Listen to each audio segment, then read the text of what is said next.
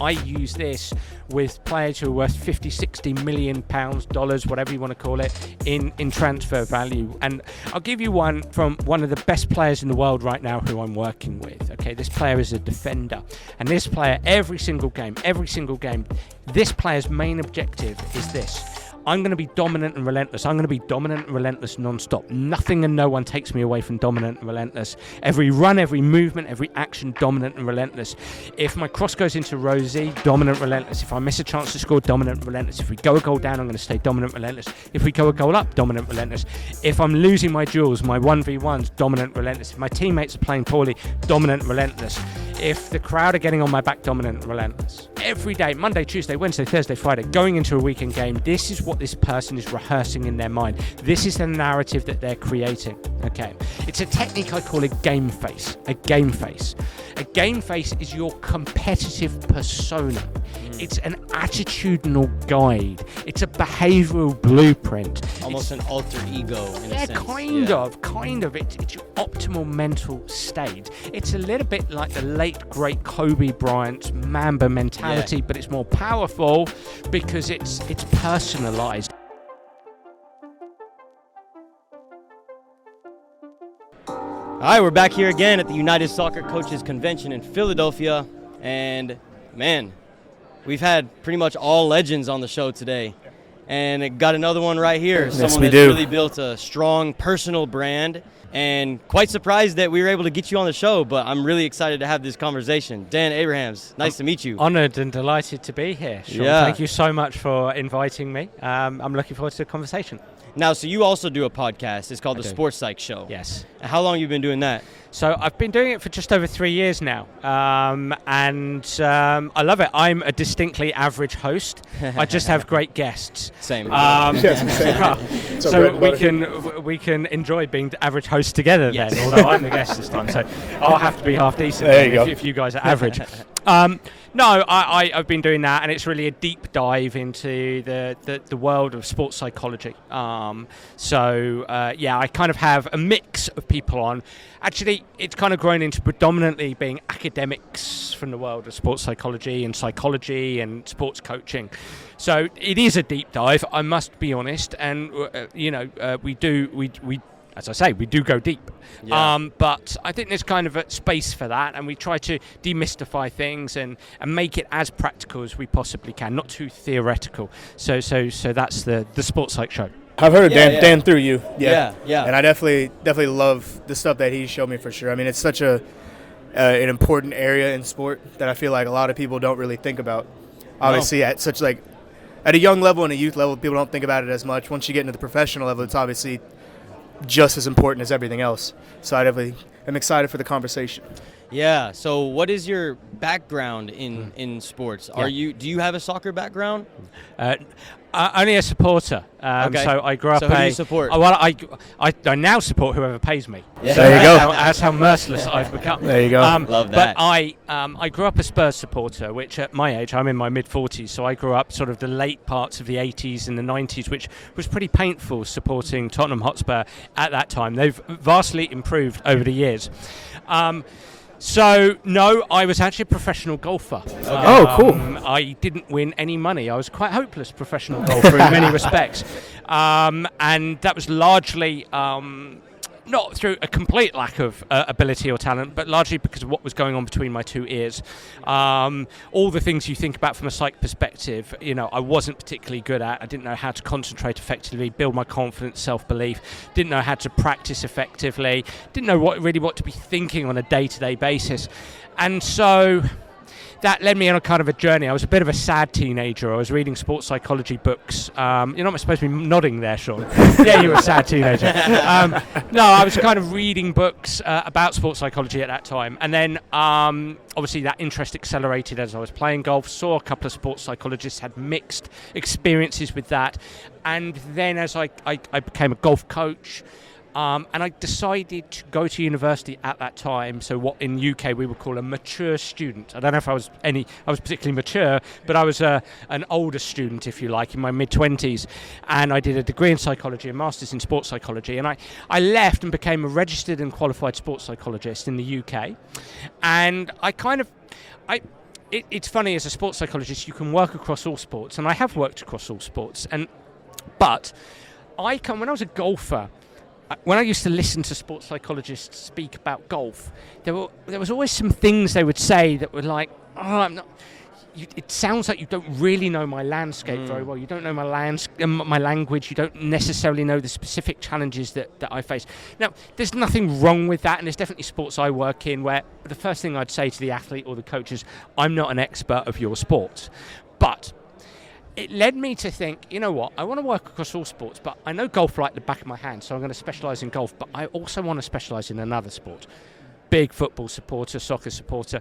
So I started to get involved about 17 years ago in non-league football in the UK, because I worked for free. I wanted to learn the language of the game. I wanted to learn the specific challenges that players face. And it kind of built from there, and then I got introduced to a few Premier League players and started to work at West Ham, and then built from there and snowballed and wrote a few books, and they were fortunate enough to be best-selling, and very kind of Gareth Bale last year to come out and say Soccer Tough, my first book, changed his life. I don't think it changed his life, but that's what he said, so I'm going to go with that. But, it's kind of snowballed, and that's where I find myself now, working globally in football in performance psychology. So that's where we're at. Nice, cool. Wow. I know, because it's funny you say golf, because when I think of like a mental toughness like in a sport, that's the first one that comes to my mind. Right. Okay. Yeah, okay. You're battling only yourself. Yeah, and I'm starting to play a little bit more, and every single shot's a battle. Well, you see, yes, Yeah. You are right. I do think there's an interesting. I always challenge this slightly, in as much as, number one, we don't want to get into the specifics of golf, but it's more of a technical game than people actually realise. Oh, for sure. You can think well, but still not return the club head to the ball particularly consistently. Let's not venture too much down the golf path, but the interesting thing is actually a lot of footballers will say that, but actually my response is always, well, don't underestimate the mental challenges of football, soccer, because there's a few things to understand there. First and foremost, it's a team game, and so subsequently there's a lot out of your control. Like, as a pro golfer, I would qualify for certain tours, pay my entrance fee, rock up, and I could play. How many sessions do I do back in England with players, or on Zoom with American players who said, Dan, I'm not being chosen right now. The manager or the head coach doesn't like me, doesn't like the cut of my jib, as we'd say in England, and so subsequently they don't get picked. Well, that's actually can be quite psychologically traumatic. So there's that. The other thing to consider is, as it is a team game, there's a lot of interpersonal skills.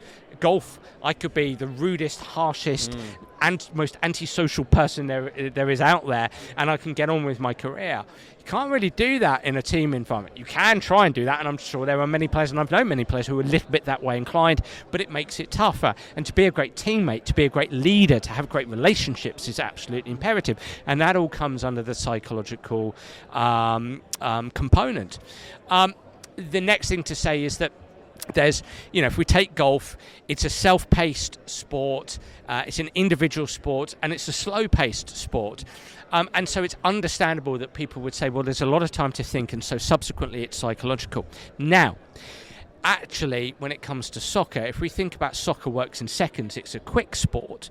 But the thing is there's something working quicker than soccer every single time, and that is your brain and your nervous system. Your brain and your nervous system function in milliseconds. Your brain and the nervous system throw up thoughts and feelings and emotions and sensations all the time. And we are, as human beings, are designed to judge what's going on around us. How am I playing? Am I playing well? What threats are out there? What rewards out there? I'm 1-0 up. This is awesome, which can take us out at the moment. I'm 1-0 down. That's terrible. I'm playing awful. This isn't going well. Wow, this is a big, quick, strong striker. This person's getting in front of me all the time, right? All those kinds of what I call ants. ANTS being an acronym for automatic negative thoughts. So we want players who are capable of squashing their ants, turning down a volume of ants. We want them to be able to play in a high performance mindset and start and stay there no matter what. And I think you're right there, Evan. I think as young players, something you mentioned earlier, young players don't necessarily take the mental side seriously enough. And look, there is an element here of they're playing, they're having fun, and that I wouldn't want to take that away from them at all. But if you're serious about the game, then you've really got to explore your capacity to take charge of yourself, engage in self-control, be in your high-performance mindset no matter what, be able to shift up from your low LPM, your low-performance mindset no matter what. Those are all a small snapshot of the kind of the mini skills that I talk about with players and teams on a day-to-day basis. So it is still a very psychological sport. Yeah, For sure. absolutely. So I coach at the U17 level, Yes. very high-level group. Yep, absolutely. And I think they're starting to get to the age now where they're actually starting to become more aware of their mindset. Yes. And so that's something that I talk about with them a lot. And I tell them it's a matter of like training your mind the same way you train your body, right? Yep. Yes. So what are some practical things that Yeah. players can do to actually train their mind to have less of those negative thoughts as they're performing? Well, Sean, you're talking to the right person, because I've based my career on the last 17 years of coaching and said, I know this is important, Yeah, but I don't necessarily know how to do it. right.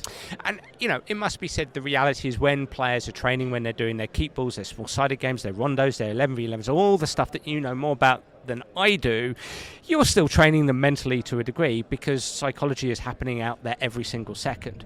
But my argument is, let's train them mentally on purpose. Let's do it deliberately.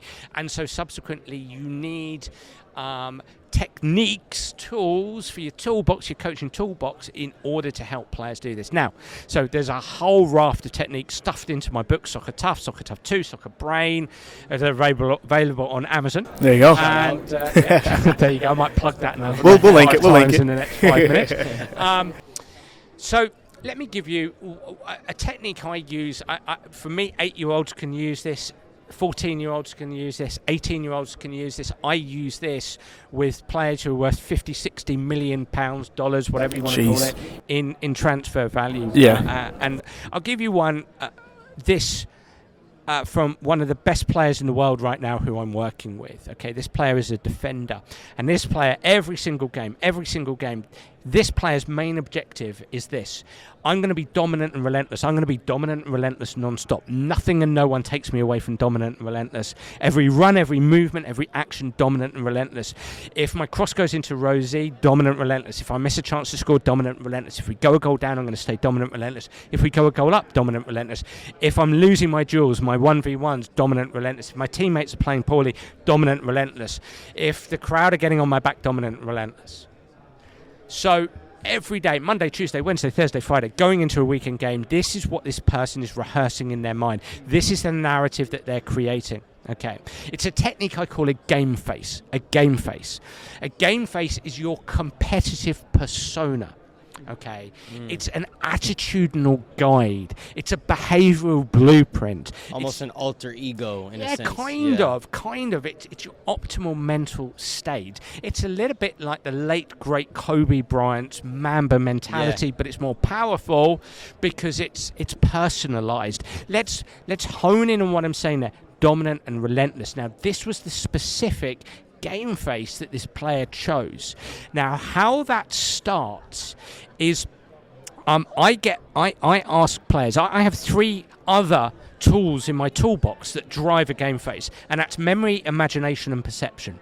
Memory, imagination, perception. These, as coaches, these are really important tools that you can use. Tapping into players' memories, imaginations, and perceptions. So memory, tell me about you at your best. Tell me about you at your best. A best game. Pick a best game. Talk to me about that. Imagination, tell me about a dream game. Tell me about a dream game, a 10 out of 10 game. Hey, go crazy with your imagination, an 11 out of 10 game. Perception, who do you want to be out there? How do you want to go about your game out there? Memory, imagination, perception. From there, what I do is I put a slide in front of players, and I'll say, here is a bunch of words. Now, these words are adjectives. Adjectives, if you talk to a cognitive linguistic, a cognitive linguist, I should say, that's a very complex term for somebody who just is passionate and studies language. Language is really important. It's important to me as a psychologist. It's important to you as a coach. Now, you talk to one of these people, they'll say an adjective influences behaviours. It changes behaviours. When I'm thinking of an adjective that could be important for football, I'm talking about dominant, relentless, upbeat, lively, alert, alive, sharp, relaxed, focused, calm. Words, kind of action-based words that drive behaviours, that influence behaviours, that mediate behaviours. So I'm putting a whole bunch of words up. This player picks dominant, relentless. He said, "Down when I'm at my best, I'm dominant. I'm dominant in the air. I'm dominant in the challenge. I've got dominant body language." So it's kind of embodied. The beauty of adjectives, if you can embody them and enact them and embed them. That's important. Embody them, enact them, embed them, be them, do them, act them. Be them, do them, act them. So this player, when he goes out, he goes and he plays dominant, relentless, dominant, relentless. He says them, he aims to be them, do them, act them. Be them, do them, act them. Help players pick action-based words, adjectives, that they can embody and enact on the pitch. And how this works from a coaching perspective is you can get them, by the side of the pitch, you could be saying, "Hey, come on, I want to see your game face. I want to see those action-based words. Show me those action-based words. Show me, show me, show me, show me." So you're training them mentally as you're training them technically, tactically, physically. And you can have so much fun with game faces because you can extend them onto, you can use model players, you can use animals and things like that. So, for instance, a player that you might have heard of, Callum Wilson, Newcastle striker, I worked with him when I worked with Bournemouth, and he has a game face of confident, relentless tiger. No, I lie. Confident, relentless lion. Wrong animal. And he chose those. He chose those. And he loved, when you ask for an animal, it always gets a bit of a laugh from players because it's a little bit embarrassing to kind of thing. But there's a serious side to that. It's a metaphor. Our brains work metaphorically. 70% of our language is metaphorical. Okay. So when he's thinking, here's what a game face does. Guys, if you think about it for yourself, it fires your brain in certain patterns that enables you to stay more consistent. Who am I going to be on game day? I'm going to be confident, relentless lion non-stop. I'm like a lion in that penalty area. If I haven't scored after 80 minutes, I'm going to stay being a lion. Or you can have a model player, for example. So another person I can mention, most of my work is confidential, but another player I can mention is Yannick Bolasie, the former Crystal Palace Everton. What a player, yeah. Brave, lively, relentless Ronaldo. Brave, lively, relentless Ronaldo. Definitely lively, for sure. Yeah. Right, and that's his most important word. Yeah, for sure. And there's a great story. I'm rambling on. Is this okay? There's a great story from when first season I worked with him. My job, Crystal Palace had just been promoted about 6 years ago to the Premier League. Playing for Crystal Palace, it was help Yannick feel like a Premier League player. We created this game face, brave, lively, relentless Ronaldo. And it came to one of the final games of the season. Okay, he was playing Liverpool. This was when Brendan Rodgers was manager. This was when they were on the cusp of winning the Premier League title, if you remember that. Mm-hmm. And Liverpool came to Selhurst Park, the home of Crystal Palace. And Yannick and I had spoken, and what we knew in that first season, Crystal Palace being the underdogs in most games, he, as a winger, wasn't going to see much of the ball. Yeah, but so, when you get on it. Yeah, he wasn't going to get on the ball. He wasn't going to affect the game. Mm-hmm. And that's when he tended to have ants. Automatic negative thoughts, ANTS, automatic negative thoughts, feelings and emotions. He had to squash his ants quickly, and we spoke about it. We said, look, you're going to have ants tonight. You're going to have ants because you're not going to get on the ball. You're going to think the manager's going to want to bring you off, Tony Pulis. He's going to want to bring you off. You know, you're going to have those ants, but you've got to keep talking to yourself. You've got to keep talking and remind yourself to be lively. Embody brave, lively, relentless Ronaldo, BLR Ronaldo, but especially that word lively. Here's what happened. Liverpool went 3-0 up. It's like, it's over, man. It's over. They're 3-0 up. 75th minute. Yannick is talking to himself. He's talking to himself. He's telling himself lively. He's squashing his ants. Ball breaks up to him from a corner kick. He carries it up the pitch, delivers it into the area. Dwight Gale's there. Bang, 3-1. They go 3-2. Oh, I remember this game. Do you remember this? Yeah. A few minutes later, I believe Yannick carried it up the end of the bang in the penalty area, bang, it's a goal, 3-0. The following week, if you remember that infamous game against Chelsea and Steven Gerrard slipped, if you remember. Yes, So that was the start of killing Liverpool's title. That was in part Yannick Bolasie's Love that, game man. face. Yeah. Okay, and that's so you've got to stay in the game. And it doesn't matter how quick the game is. Players are going to think out there. They're going to have ants, so they've got to squash their ants. Yeah, for sure. No, and that makes so much sense because especially in a sense of like a winger. I feel like, I mean, obviously every position, whether it's a defender or which one, kind of makes the most sense. But like my favorite team's United, and so I look at like Marcus Rashford, who's a man on fire right now. But I think that's something that he struggled with last season. Yeah. Maybe he had other stuff on his mind with all the charity stuff and kind of stuff like that. But I could definitely see him as a player who is having ants, because he's a person that when he gets the ball, I'm sure some of those words that Balassi used are the same for him. Yep. And it's just like, hey, if I don't beat my man the first time, I need to just get that out of my mind and just do it again. Yeah. Well, just do it again. You see, absolutely. I mean, the interesting thing, hey, hot off the press here, I was reading a story this morning. I don't know Marcus, and I think the interesting thing about having external distractions, I actually think that can be very healthy. Yeah. However, that they can sometimes get in the way. But hot off the press, I was reading an article this morning about some of the things that he'd done over the summer. He'd come over to the States. He was training, I think it was over in Seattle for a little bit, and he started to work on some what we might call marginal gains. They did some video analysis. They noticed he was starting some sprints from his back foot. So he lost about 0.1, 0.2 seconds.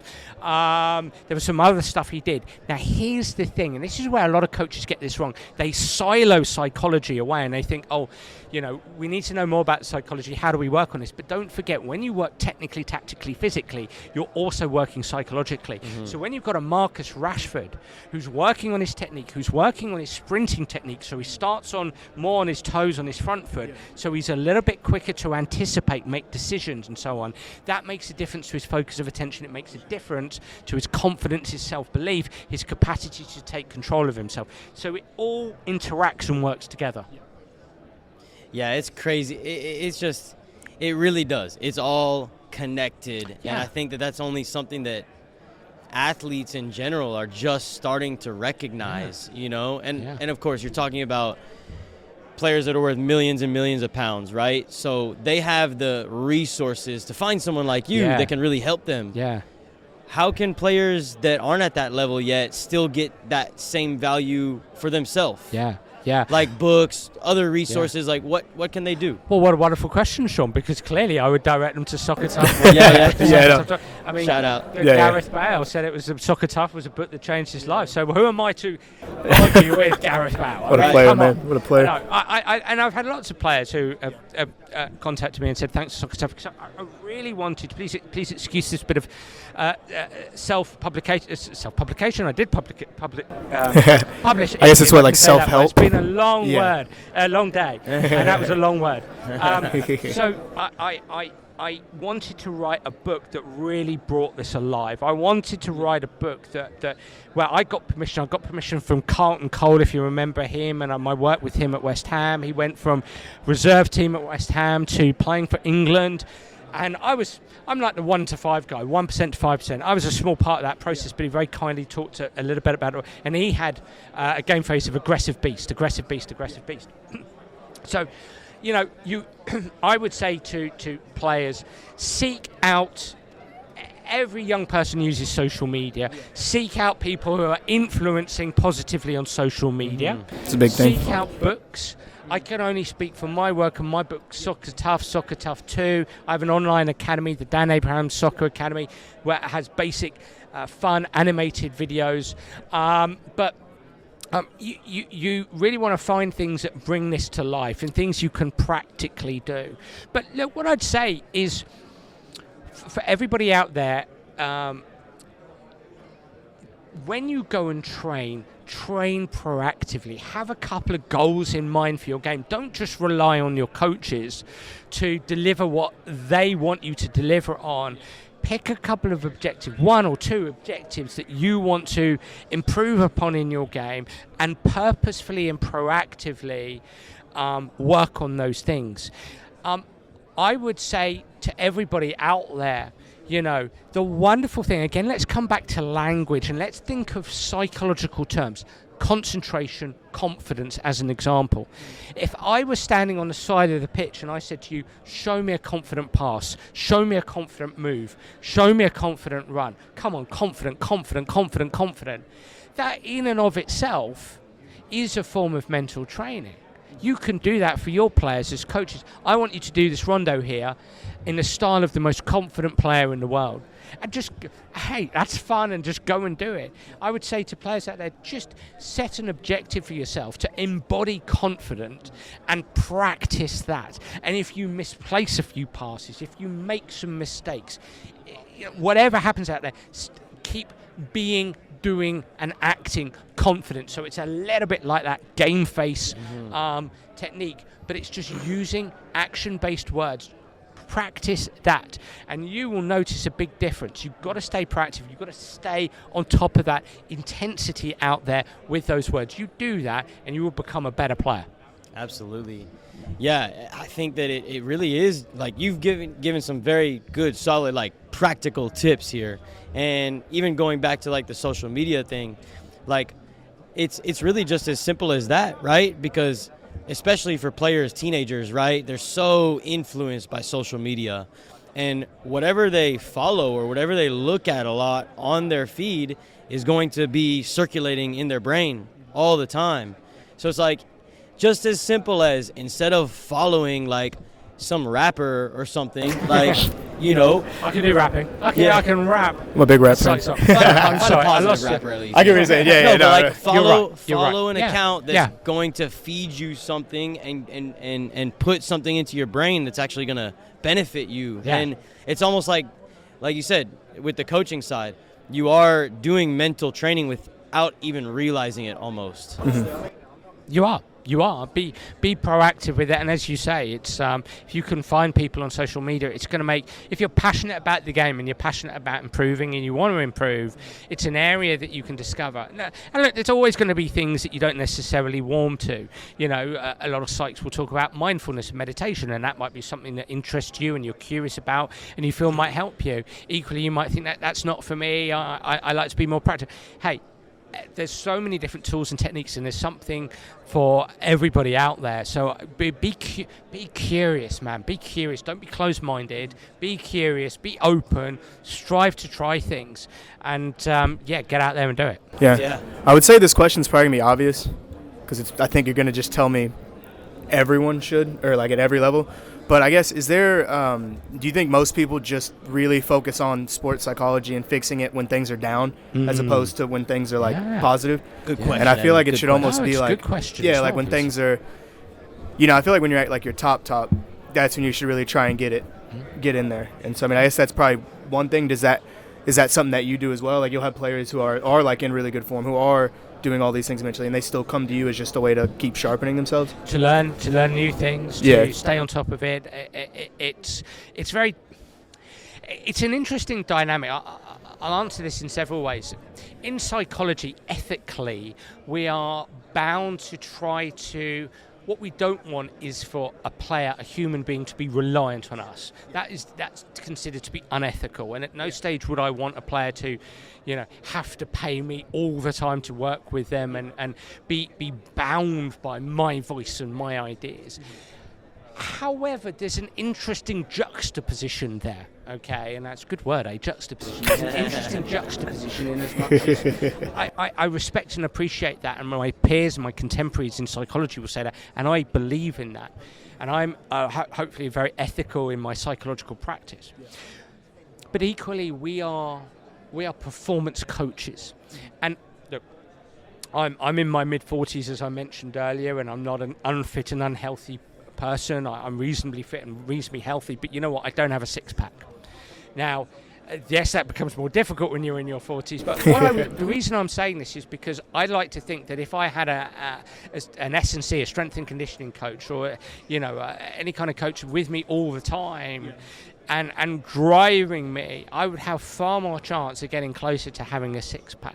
But I don't, and so I need somebody there. I probably need somebody there to help me be more disciplined, to give me ideas, to give me advice, to push me through, to help me stay on top of it.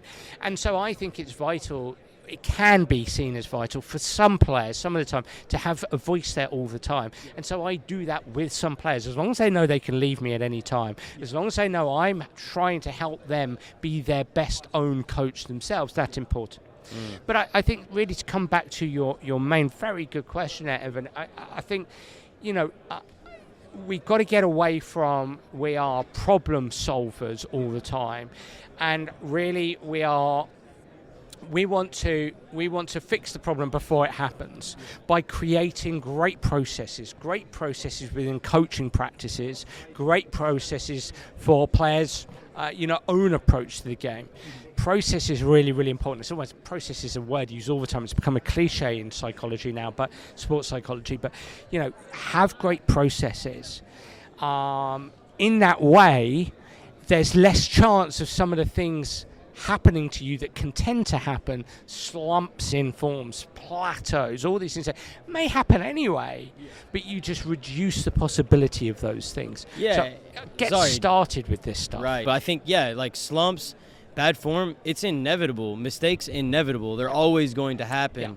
But staying on top of it, like you're talking about, helps minimize it and helps you bounce back from it quicker. Absolutely. Yeah. And helps minimize it, helps bounce back, and helps you manage yourself through plateaus and slumps of form, which is something I'm doing a lot with players at all levels, but absolutely helps you manage not just your mental health and your well-being, but also just manage your game, and helps you have better bad games, essentially. That's true. Have 6 out of 10s rather than 5 out of 10s, 7s rather than 6s, and that's so important. Yeah, for sure. Absolutely. Man. Yeah. You got my mind just for sure firing right now. It's something I wish I had. Obviously, I'm glad that I'm learning more about this now as a coach, because I can obviously help people get farther than what I did, which is ultimately why I do it. But yeah, I wish I just focused on this a lot more when I was playing in college, or even trying to go to the professional route, because it's just stuff that you don't even just like just dribble confidently and pass confidently. It's like just never really came across my mind. I was always just focused on connect this pass, beat that guy. Yeah. Get it on target. Yeah. The end result rather than how to reach that end result. Yeah, for sure. Yeah. Absolutely. I think we in psychology need to linguistically help coaches, help players focus on more of the specifics and controllable aspects, the granular mini details that actually drive KPIs and drive outcomes, the performance process, if you like. For sure. I love it, man. Perfect. Cool. Hey, I really appreciate your time. Yeah, definitely. I mean, like I said, my mind's firing. I feel like I could think of 1,000 questions as soon as we stop recording, and we could just keep on going, but I would love to have you on again sometime. I'd be more than happy to come. That'd be on. wonderful. Yeah. Thanks so much, Dan. Perfect. Thanks, Dan. Anything else you'd like to plug before we jump off? No, you can catch me at danabrahams.com. My books are on there. My online academy's on there. My podcast is the Sport Psych Show. I have 3 Twitter accounts, but the main football one would be at DanAbrahams77. At Dan Abrahams Soccer is Facebook, where I'm posting every single day. I post on LinkedIn as well, and I'm on Instagram at Dan Abrahams Sport. That's me. There we go. Love it. Perfect. Thank you so much, sir. Thank you, sir. Sounds good. Thank you, Thanks, guys. Dan.